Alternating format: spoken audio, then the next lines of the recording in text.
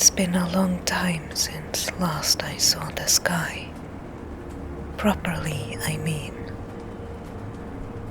The smog lies thick over the city every day, and artificial light block out the stars at night. Streetlights and billboards in red, yellow, green, and blue light up my nights, fighting for attention. They seem more real than the skies above, and yet all they sell you are illusions. Whatever you want, we will give you, they say, for a price.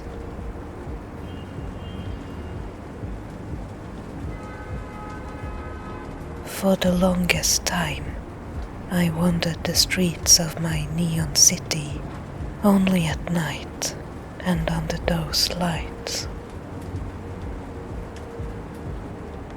I preferred the bright colors and the black of night to the grey mist of day. In the daytime, I darted in and out of stores to do my errands and returned to my room, my hideaway, where all my screens filled the air with their blue flickering, much like the night outside. It is alluring, the big city, full of possibilities, untapped potential. But I am not important, one of billions, a cog in the machine, or a pebble in it, making trouble, not fitting in. And no matter how much I work, it is never enough. My youth, many years of my life, has been sacrificed for this city and its demands.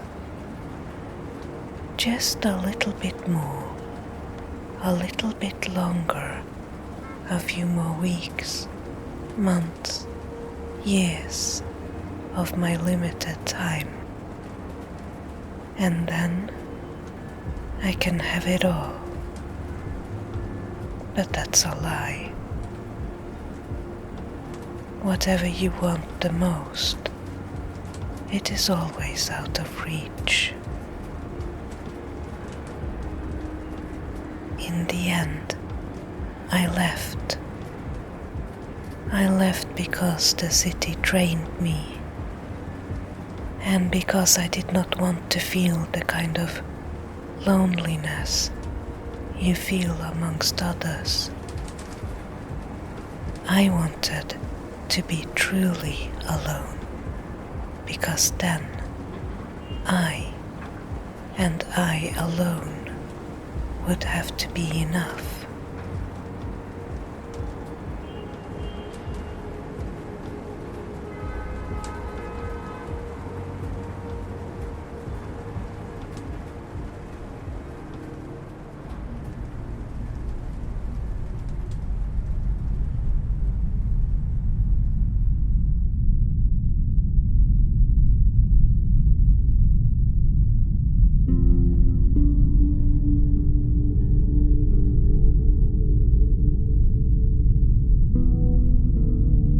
Most of the savings I accumulated over the years to reach milestones that was always moved further and further out of reach was used to buy my passage instead. I could have worked my way there, but I was tired. My bones were tired. My soul was tired. What I bought was a restful passage into a new life.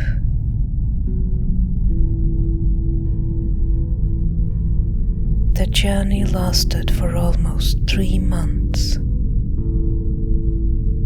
very peaceful rite of passage, something monumental, life-changing, but slow and calm.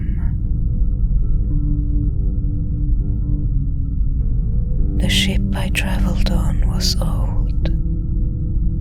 It contained a little world of its own, and it separated me from my old life forever.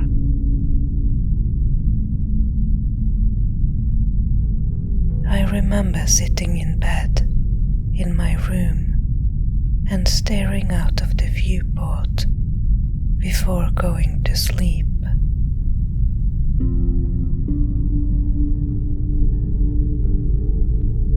Everything was soft and warm. My room was padded, quiet, and full of blankets and pillows. I had no deadlines, no appointments. My time was my own. In the beginning, I slept 10 hours each night. When I was awake, I sat still and let my mind empty out of it all the thoughts and worries the city had put into it. Thoughts that were not my own. And slowly I returned to myself. Lost interests from childhood resurfaced. I ate well. I read. I walked the halls of the ship. Met some of my future colleagues. But for hours each night, in the ship's artificial day-night cycle, I sat in my bedroom and enjoyed the simple fact that I had time to spare.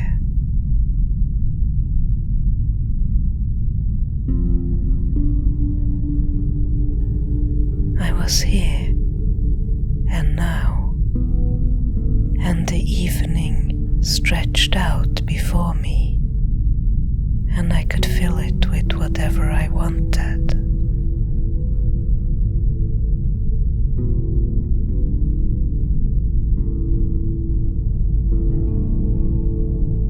Freedom can be scary. I always thought I needed others to provide for me, to be a part of something bigger. But space does not care about us.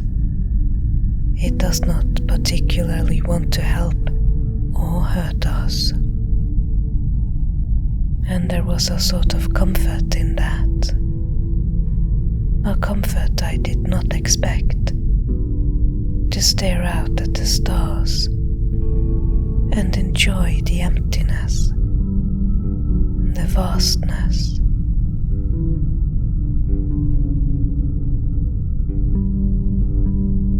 The ship was my cocoon.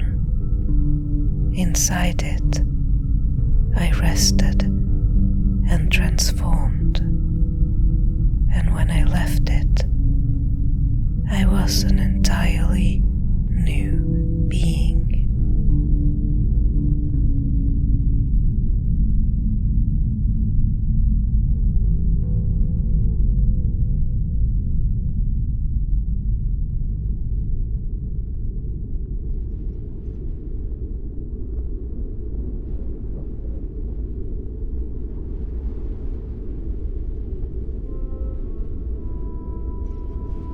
My new home is TOP/715C. It had no other name. It's a number in a list named after its son and the telescope that discovered it. To me, it's more of a feeling, a sense of place, but my colleagues stuck to calling it Toby. It's as good as any other name. Toby lies in the habitable zone, but there is little about it that seems welcoming. The planet is small, cold, and dry, circling a red dwarf star. It has no atmosphere to speak of, but there is water underground somewhere. I drink it every day, pumped up from far below and purified. But when I drink it, the planet becomes part of me, I part of it. Its water is in every cell of my body, and I cannot help feeling that it makes me a kind of native. My research station consists of 4 connected domes. There are 5 of these stations spread out over a larger area. I measure the air and the ground. I study the weather. I collect samples and analyze them. I talk to my colleagues on the other stations once a day. I'm the only one who lives alone.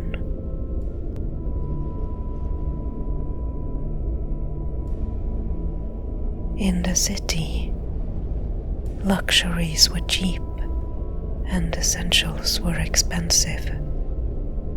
Out here, essentials are provided for you, and luxuries are few and far between. I own almost nothing now. Each object, each tool and piece of tech I do have is valuable, and I feel richer for it.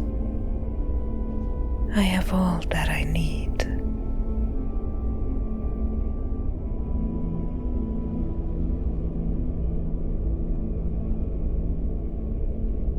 It is distant now, my neon city, both in time and space, like a dream fading from memory.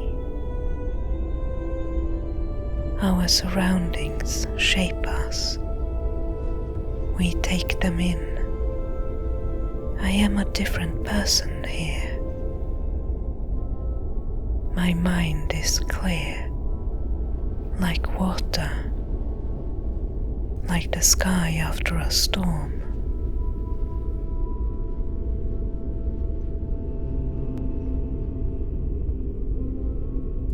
The planet has a beating heart. I can feel it every day. The landscape is a lighter blue at night and a dusty red during the day. In between, the colors slowly quiver and change. Sunset, sunrise, sunset again. Blue, red, blue, like a light, slowly flickering and changing.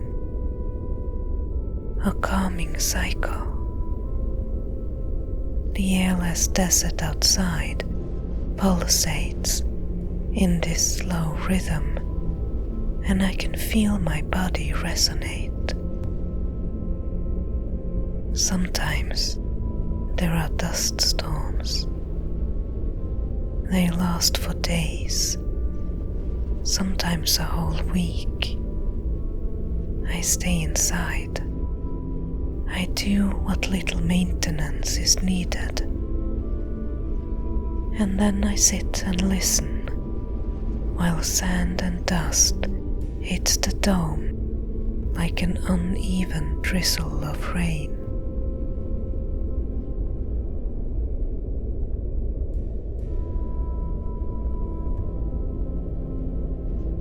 When the storm clears, the landscape emerges again.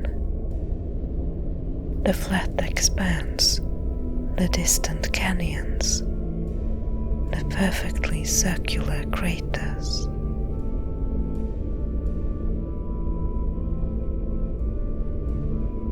The planet has next to no atmosphere now, but it did once, or so we believe. Others lived here once. Their ruins are scattered across the planet. They were long gone before we got here, and their stories are lost to time. I wonder what their world was like back then. In the ruins of their lives, I took back mine. I took back my here and now. This is it, I thought. This is where I'll stay. This is where I'll grow old. And I savor every moment. Technically, I am not alone. Toby does have microbial life, oblivious of me, even as I look upon them through my microscope. I envy them a little. They do not need a dome or a suit. Their water is unfiltered, but I am almost as free as they are.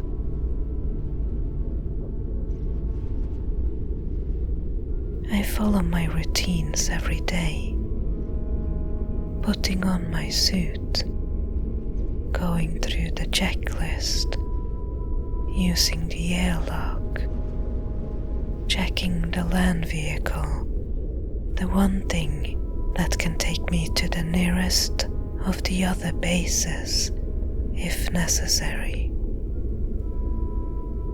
It is repetitive, but I go through it meticulously, like a meditation. Sometimes new supplies are dropped from the sky.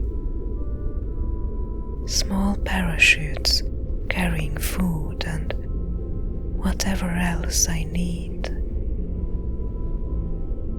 Sometimes they land far away, and it takes me the whole day to retrieve them.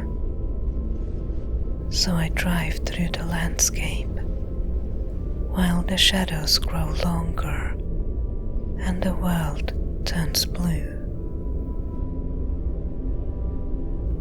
It is quiet here, but I can hear the engine, and when I stop, I can hear the wind too, through my suit.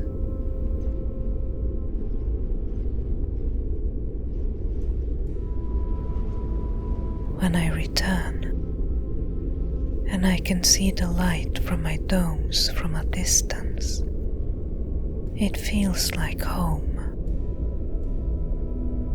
I never felt like that in the city, with so many other people around. The days and nights come and go. I don my suit, walk the desert plain, collect my samples and my data,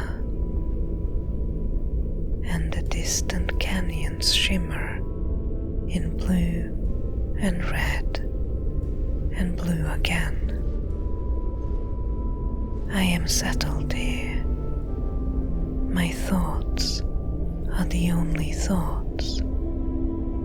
My nerve cells are the only ones that can feel pain, or cold, or heat. I eat when I'm hungry. I sleep when I'm tired. I work, I rest, I read and write. I take a break when my eyes are strained. My mind is my own. No one else can shape it here. This too shall pass, an old saying goes. It is both a hope and a sorrow. The struggles you endure right now shall pass, but everything good in your life will also pass, because nothing lasts. As you get older, your time becomes more precious. The less you have of something, the more valuable it is. I will waste no more of mine. I will not look back and feel regret. In silence lies freedom. In solitude, solace.